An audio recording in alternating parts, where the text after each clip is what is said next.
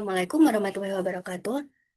Yang terhormat kepada Bapak Zarkasi sebagai dosen pengampu mata kuliah algoritma dan pemrograman, izinkan kami dari kelompok 7 untuk mempresentasikan proyek akhir kami yang berjudul Aplikasi Warteg, Wadah Rotasi Pangan Efektif, Inovasi Penjualan Surplus Pangan Agroindustri Lokal.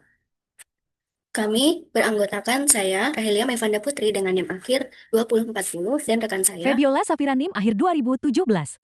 Saya Jumadewi Gana Marjeha dengan NIM 252410102016. baik, latar belakang kami memilih proyek ini adalah saat ini, sektor agroindustri di Indonesia, khususnya di Jember, menghadapi masalah serius terkait produk surplus yang berpotensi menjadi food waste. Surplus yang dimaksud adalah produk yang tidak terserap pasar utama seperti produk yang belum laku padahal sudah mendekati tanggal kadaluarsa dan produk yang memiliki ketidaksempurnaan produksi. Permasalahan tersebut semakin pelik karena pengelolaan stok itu masih dilakukan secara manual, sehingga menyebabkan keterlambatan informasi, ketersediaan barang, dan inefisiensi dalam proses distribusi. Maka dari itu, kami memberi solusi berupa proyek kami dengan tujuan mengoptimalkan penjualan surplus pangan lokal, mengurangi food waste, mempermudah konsumen mendapatkan produk lokal dengan harga terjangkau, dan menyediakan platform digital untuk menghubungkan penjual dan pembeli. Namun proyek kami memiliki batasan, yaitu aplikasi kami hanya berupa CLI menggunakan database lokal yaitu PostgreSQL dan pembayaran dilakukan secara tunai di toko terdekat. Untuk pemrogramannya sendiri, kami menggunakan Python karena sintaksnya yang mudah dan mendukung pengembangan aplikasi yang efisien. Kemudian kami menerapkan konsep variabel dan tipe data untuk mempresentasikan data seperti stok produk dan harga, kemudian perulangan atau looping untuk menjaga aplikasi tetap berjalan dan memproses data, kemudian percabangan atau kondisional untuk validasi login, hak akses, dan stok, kemudian fungsi dan prosedur untuk modularisasi kode agar lebih terstruktur. Di sini saya akan menjelaskan tentang rancangan aplikasi pada bab 3, yaitu yang pertama subbab kebutuhan sistem. Pada sistem Warteg terdapat kebutuhan sistem berdasarkan perannya, yaitu pembeli, penjual, dan juga admin. Untuk pembeli sendiri, fitur-fiturnya terdapat pembeli dapat melakukan filtering produk berdasarkan kategori, lokasi, dan juga nama produk. Lalu pembeli juga dapat melakukan pemesanan dan juga dengan memasukkan jumlah barang. Lalu pembeli juga dapat melakukan pembatalan pemesanan dan juga memberikan ulasan pada produk yang telah dibeli. Lalu selanjutnya, untuk penjual dapat melakukan penambahan, mengubah, dan juga menghapus produk, serta penjual dapat melakukan proses jual beli dan juga membalas ulasan yang telah diberikan oleh pembeli. Selanjutnya untuk admin di sini memiliki fitur yaitu memvalidasi data pendaftaran mitra penjual. Lalu admin juga dapat mengelola kategori produk yaitu menambah, mengedit, dan juga menghapus. Serta admin juga dapat menindaklanjuti aduan yang telah diberikan atau dikirim oleh penjual dan juga pembeli. Lalu selanjutnya di sini terdapat subbab perancangan input dan output. Untuk input sistem Warteg sendiri yaitu yang pertama input akun, yang kedua input pengelolaan produk oleh penjual, input pemesanan oleh pembeli, input pengelolaan pesanan, input ulasan, serta input aduan. Dan untuk outputnya yaitu terdapat output akun, output pengelolaan produk, output pemesanan, output ulasan, output aduan, dan juga output laporan yang ditujukan pada admin dan juga penjual. Nah, lalu selanjutnya di sini terdapat struktur data, di mana struktur data ini kami berisi mengenai data, tipe data, dan juga metode penyimpanan. Dan untuk seperti ini isinya, yaitu kami nomor, fitur, data, dan juga tipe data. Di sini datanya seperti ini berdasarkan fiturnya masing-masing, dan tipe datanya kami banyak menggunakan string, integer, boolean, dan juga date, desimal, seperti itu. Dan untuk string sendiri kami gunakan salah satunya pada kategori produk dan juga nama produk. Lalu untuk integer kami gunakan pada harga dan juga stok produk. Lalu untuk desimal kami gunakan pada diskon. Dan untuk verifikasi status kami menggunakan tipe data boolean yang nanti hasilnya adalah true atau false. Dan untuk tipe data date kami gunakan pada data batas waktu pengambilan, tanggal kedua kadaluarsa, dan juga batas pengambilan. Lalu selanjutnya rancangan langkah penggunaan aplikasi, di mana rancangannya ini yang pertama adalah akses aplikasi dan halaman awal, lalu proses registrasi, di mana login dan juga registrasi, lalu selanjutnya yaitu masuk ke menu utama berdasarkan peran masing-masing, yaitu terdapat pembeli, penjual, dan juga admin, lalu masuk ke mengakses menu dan melakukan operasi berdasarkan perannya masing-masing nanti menunya, lalu selanjutnya terdapat tampilan output oleh sistem dan juga logout yaitu keluar dari aplikasi. Dan untuk selanjutnya yaitu flowchart, di sini diawali dengan mulai, lalu akan mengeluarkan menu pilihan sebagai daftar atau login. Jika ingin melakukan pendaftaran nantinya akan diminta untuk menginputkan data, jika melakukan login nantinya akan diminta untuk menginputkan username dan juga password. Lalu di sini terdapat peran sebagai admin, yaitu di sini pilihannya yaitu laporan penjualan, di mana akan menampilkan data, daftar transaksi nantinya akan diminta untuk menginputkan data dan akan melakukan pengubahan status pemesanan. Jika verifikasi mitra nantinya akan menampilkan data mitra dan akan memasukkan inputan. Lalu untuk kelola kategori di sini akan menampilkan menu pilihan berupa tambah kategori, edit, dan juga hapus kategori. Lalu di sini akan diminta untuk menginputkan datanya. Nah, untuk pilih lihat aduan ini nantinya akan menampilkan data aduan. Lalu untuk peran penjual di sini akan mengeluarkan menu pilihan yaitu inventaris produk, di mana sama seperti pada pilihan kategori, kelola kategori yaitu tambah, edit, dan juga hapus produk. Lalu untuk pilih pesanan masuk nantinya akan menampilkan pesanan dan juga akan diminta untuk menginputkan ID pesanan yang nantinya akan ditandai selesai. Lalu untuk riwayat dan laporan penjualan nantinya di sini akan menampilkan riwayat dan akan diminta untuk menginputkan ID pesanan. Lalu untuk ulasan produk di sini akan menampilkan ulasan dan apakah ingin dibalas, lalu akan diminta untuk menginputkan datanya. Untuk pilih aduan nantinya akan diminta untuk menginputkan subjek dan juga deskripsi. Nah, untuk pembeli sendiri di sini memiliki pilihan yaitu cari produk, di mana cari produk ini berdasarkan 3 pilihan yaitu melihat produk berdasarkan kadaluarsa terdekat dan juga cari produk berdasarkan nama dan juga lokasi atau kategori. Jika ingin melakukan pembelian nantinya akan diminta untuk menginputkan data dan akan memasukkannya ke dalam list keranjang kosong. Lalu selanjutnya pada list keranjang kosong ini nantinya akan melakukan check out. Jika iya nanti akan memproses database dan memasukkan list keranjang, jika tidak nanti akan kembali ke menu pilihan. Lalu untuk riwayat di sini akan menampilkan data riwayat pemesanan. Lalu terdapat beberapa pilihan yaitu detail informasi, batalkan pesanan, dan juga ulasan. Di sini terdapat pilihan aduan yaitu diminta untuk menginputkan subjek dan juga deskripsi dan nantinya akan disimpan ke dalam database. Jika semua peran di sini logout nantinya akan kembali ke selesai. Baik, untuk bab 4 yaitu implementasi, yang pertama ada lingkungan pengembangan, di mana aplikasi Warteg ini terdiri atas perangkat keras yaitu laptop kami, laptop pribadi, dan juga perangkat lunak softwarenya. yaitu ada Python, PostgreSQL, VS Code, yang kami gunakan untuk mendukung proses perancangan, pengembangan, implementasi, dan pengisian sistem basis data dan pemrograman. Bahasa pemrograman yang kami gunakan yaitu adalah Python 3.13.7, karena Python sendiri menggunakan sintaks yang mudah dipahami dan juga mempunyai library yang dapat mendukung pengembangan aplikasi Warteg. Yaitu ada beberapa library yang kami gunakan yaitu OS, Psychopedia 2, Datetime, dan juga Tabulate.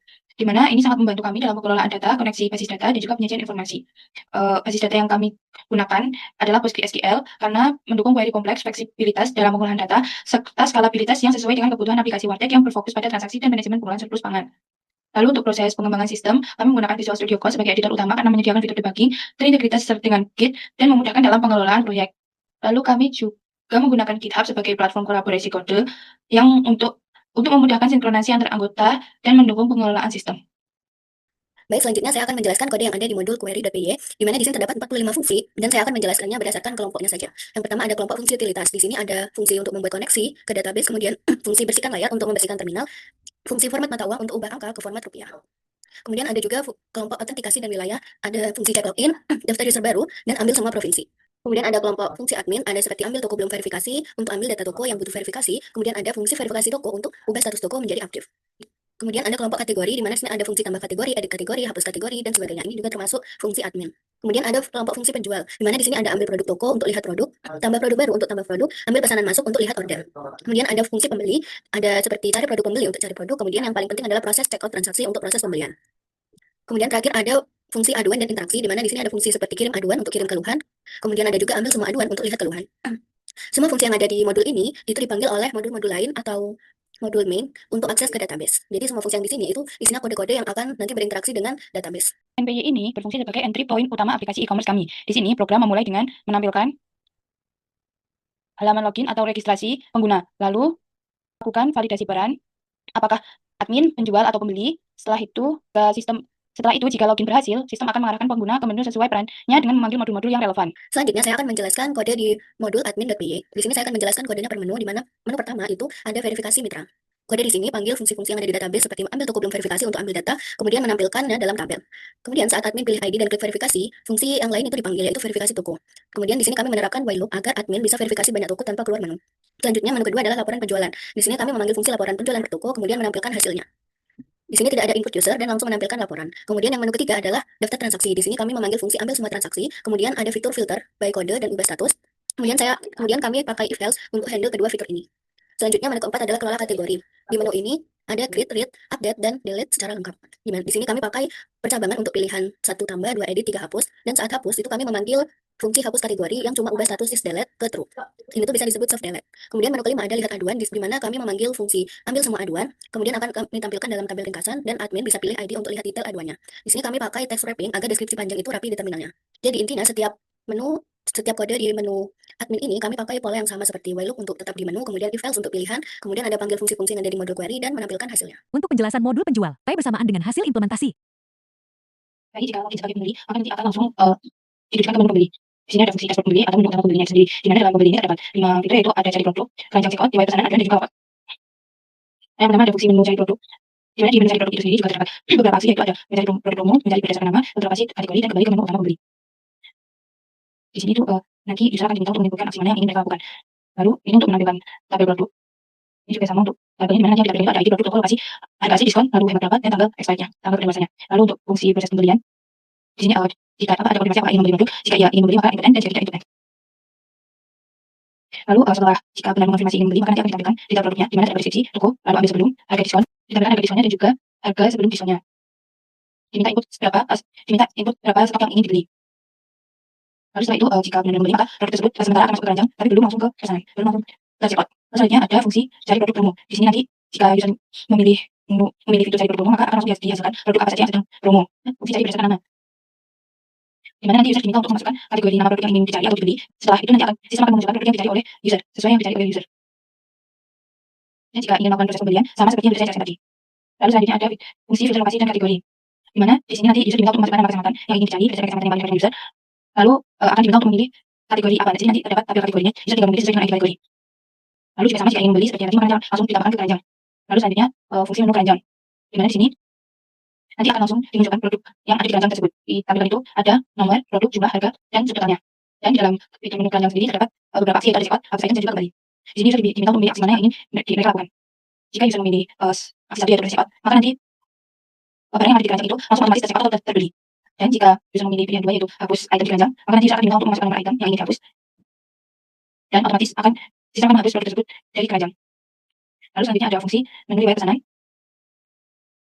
Di mana jika user sudah melakukan transaksi atau pembelian, maka riwayat pesanan itu akan ada di menu riwayat pesanan ini. Jadi nanti setelah mereka memilih menu riwayat pesanan, bakalan langsung muncul pesanan yang sudah mereka beli atau melakukan proses transaksi.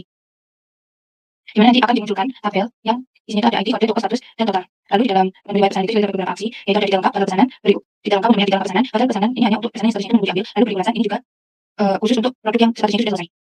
Jika user memilih pilihan tadi yaitu menekan pesanan, maka akan ditampilkan di dalam pesanannya yaitu berupa toko, alamat, batas ambilnya, lalu harga asli, bayarnya, dan juga penghematan atau dari diskon, dan juga total bayarnya. Jika memilih dua yang membatalkan pesanan, ini statusnya yang masih menunggu, maka nanti akan ada konfirmasi yang ingin membatalkan pesanan. Jika iya, maka pesanan tersebut akan langsung dibatalkan, statusnya itu berubah menjadi dibatalkan. Jika memilih tiga yaitu memberi ulasan, ini khusus untuk produk yang statusnya itu pesanan yang statusnya sudah selesai. Jadi nanti user diminta untuk memilih produk mana yang mau diulas, lalu diminta untuk memasukkan menu rating 1-5, dan juga memasukkan komentar atau ulasan untuk produk tersebut. Dan juga diminta untuk memasukkan ID produk yang ingin diulas yang ditampilkan pada tabel. Lalu selanjutnya ada fungsi menu aduan, di mana ini untuk mengirim aduan dari pembeli ke admin. Jadi nanti user diminta untuk memasukkan subjek aduan dan juga deskripsi aduan. Lalu jika user memilih lokat, maka akan langsung kembali ke menu autentikasi. Kehadiran maka akan menampilkan seperti ini untuk pengguna masuk atau daftar terlebih dahulu. Coba 5 yang pengujian. Yang pertama ada metode pengujian, di mana kami menggunakan black box testing, yaitu menguji fungsi berdasarkan input dan output tanpa melihat kode program. Kenapa metode ini dipilih? Karena metode ini fokus pada keakuratan perilaku sistem dari sudut pandang pengguna. Setiap fitur utama seperti login, registrasi, pengelolaan produk, pemesanan, ulasan, hingga aduan diuji menggunakan data valid dan tidak valid. Pengujian ini memastikan setiap menu mampu merespon dengan benar, misalnya menambah input kosong, memvalidasi stok, dan menampilkan notifikasi yang sesuai. Lalu pada pengujian costek, kami menelusuri alur setiap fungsi untuk memastikan tidak ada error saat program berpindah menu. Pengujian ini memastikan setiap fungsi saling terhubung dengan benar, sehingga aplikasi dapat berjalan tanpa crash selama navigasi. Semua fungsi yang ada di sini sudah kami uji dengan 3 cara. Yang pertama dengan cara database monitoring. Kemudian cara kedua itu adalah exception handling. Fungsinya agar jika error, sistem itu menampilkan pesan dan return none. Dan sejauh ini semua fungsi di sini itu kami tidak menemukan error. Sudah kami atasi semua errornya. Selanjutnya adalah script testing, di mana kami membuat script khusus yang memanggil setiap fungsi dengan data dummy, kemudian semua fungsi itu return nilai sesuai ekspektasi. Untuk output aktualnya itu dapat dilihat di tabel ini. Kemudian untuk demo modulnya ini tidak bisa dilakukan karena di sini tidak terdapat sintaks output. Maka dari itu untuk hasil implementasi kode di sini itu dapat terlihat dengan berubahnya data di Postgre saat program dijalankan. Berikut contohnya, saya akan membuat akun dan di sini di Postgre bisa terlihat kalau akun yang saya buat itu tersimpan. Selanjutnya, saya akan mendemokan pengujian admin dengan metode black box testing yang sudah disebutkan oleh teman saya sebelumnya, dan saya gunakan debugging agar sekaligus menunjukkan konsepnya. Di sini kita coba, pertama itu saya coba dengan input yang valid, di mana saya isi dengan toko dengan ID yang valid dan hasilnya itu berhasil. Sekarang kita lihat di database statusnya berubah.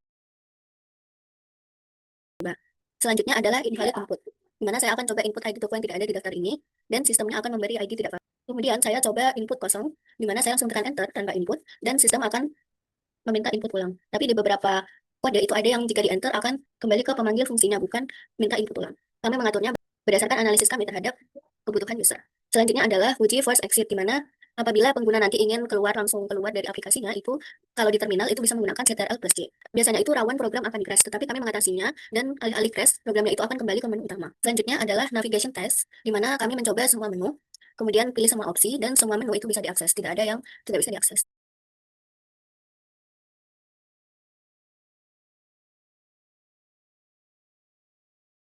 Baik, semua demo tadi menunjukkan kalau alur program itu terkontrol dan tidak ada recursion yang berbahaya. Semua yang baru saja saya demo itu sesuai dengan rancangan di bab 3, di mana menu admin itu sama persis dengan di subbab 3.1, kemudian alur penggunaan itu mengikuti subbab 3.4, dan output formal itu sesuai dengan subbab 3.2, dan flowchart di subbab 3.5 itu menjadi pedoman alur program kami. Saya akan mendemokan peran penjual. Pertama, di sini kita akan diminta untuk menginputkan username dan password penjual. Setelah menginputkannya, kita lanjut. Ini nantinya akan dibersihkan dan akan masuk ke dalam print dashboard toko. Nah, di sini terdapat beberapa menu pilihan. Dan ketika saya memilih 4 yaitu ulasan pembeli, nantinya akan lanjut ke dalam pilihan keempat yaitu fungsi menu ulasan. Sini untuk menu ulasannya seperti ini. Fungsinya yaitu terdapat looping, yaitu while true, looping berterusan, di mana nantinya yang pertama akan membersihkan layar terlebih dahulu seperti ini. Lalu selanjutnya akan nge-print ulasan pelanggan, dan nantinya terdapat variabel di mana itu mengambil database dari fungsi ambil ulasan toko, yang di mana database ini berasal dari file query. Nah, untuk selanjutnya yaitu apabila itu bukan ulasan, maka akan muncul print belum ada ulasan dari pelanggan. Sedangkan apabila terdapat ulasan, maka akan muncul beberapa menampilkan setiap ulasannya yang berisi baris. Isi dari ulasan tersebut nantinya akan diambil dari variabel ulasan database yang ada di ambil ulasan toko. Nah, jika ada ulasan, tampilkan menu aksi. Nah, nantinya ketika terdapat ulasan, apakah penjual ini ingin membalas ulasan? Jika iya, maka akan masuk ke dalam pilihan pertama ini, yaitu balas ulasan. Nah, balas ulasan ini nantinya akan memanggil fungsi balas ulasan ini seperti ini. Sehingga nantinya akan diminta untuk menginputkan ID ulasannya, dan jika terjadi error, maka akan mengeluarkan error input errornya terjadi di bagian mananya. Nah, di sini nantinya apabila itu tidak ada ulasan atau inputan kosong, maka akan kembali kepada fungsi awal, yaitu menu awal. Lalu jika cek kepemilikan ulasan tersebut valid, nantinya akan masuk untuk ID ulasan tidak valid. Jika kepemilikan tersebut tidak valid, maka akan muncul informasi seperti ini. Dan jika valid, nanti akan penjual akan diminta untuk menginputkan balasannya kepada pembeli. Selanjutnya, nantinya seperti ini, nantinya isi balasan tersebut akan disimpan ke dalam database dan akan mengeluarkan output balasan berhasil dikirim dan juga balasan tidak boleh kosong apabila balasan tersebut dikosongkan oleh penjual. Nah, seperti ini yang sudah saya jelaskan tadi, nanti item tersebut bakal muncul seperti ini. Produknya, pelanggan, rating, komentar, balasan dan juga ID ulasannya. Nah, di sini akan diminta untuk mengirim balasan atau kembali. Jika ingin mengirim balasan, maka inputkan angka 1. Nah, di sini nantinya akan masuk ke dalam pilihan angka 1. Jika memilih angka 2, maka akan kembali ke menu ulasan. Nah, ini nantinya akan masuk ke dalam panggilan fungsi balas ulasan, memasukkan ID ulasannya. Tadi ID ulasannya itu 4, maka di sini akan menginputkan 4. Di sini diminta untuk tulis balasan kepada pelanggan. Jika kita tekan enter, dia nantinya akan masuk ke dalam if pilihan seperti ini, if else. Nah, karena tadi balasan kosong, maka akan masuk ke dalam else dan akan muncul output atau balasan tidak boleh kosong seperti itu. Nah, selanjutnya akan tekan enter untuk melanjutkan. Nah, apabila nanti kita akan mengirim balasan, kita akan mengetik di sini bagian tulis balasan untuk pelanggan dan setelah itu nanti akan mengeluarkan output balasan berhasil dikirim dan akan tersimpan di database dan akan mengeluarkan tekan enter untuk melanjutkan. Dapat dilihat di sini bahwa call stack-nya itu tidak bertambah dan tetap, sehingga bisa dikatakan bahwa call stack pada sistem kami itu berhasil. Oke, selanjutnya saya akan menjelaskan saat program itu tidak terjalankan. Di sini yang pertama, sebagai pembeli, maka nanti akan masuk di halaman autentikasi dulu. Di sini kita coba memilih yang 1. Di sini di call stack-nya fungsi main sedang dijalankan. Jadi halaman kita di fungsi main. Terlihat di sini call stack-nya fungsi daftar sedang dijalankan di dalam fungsi main. Di atasnya fungsi main. Jadi setelah memilih daftar, maka pembeli akan diminta untuk mengisi daftar baru, lalu memilih peranyakan sebagai pembeli, maka memilih 3. Sudah nanti akan muncul registrasi selesai, silakan login. Jadi setelah ini kita harus login lagi. Kita enter. Setelah itu kita login menggunakan username dan password yang sudah kita buat waktu daftar tadi. Lihat di call stack-nya hanya fungsi main saja yang sedang dijalankan karena kita sudah keluar dari fungsi daftar tadi. Itu di sini juga call stack-nya terlihat bahwa sudah berpindah ke fungsi input voucher dan fungsi login yang ada di dalam main.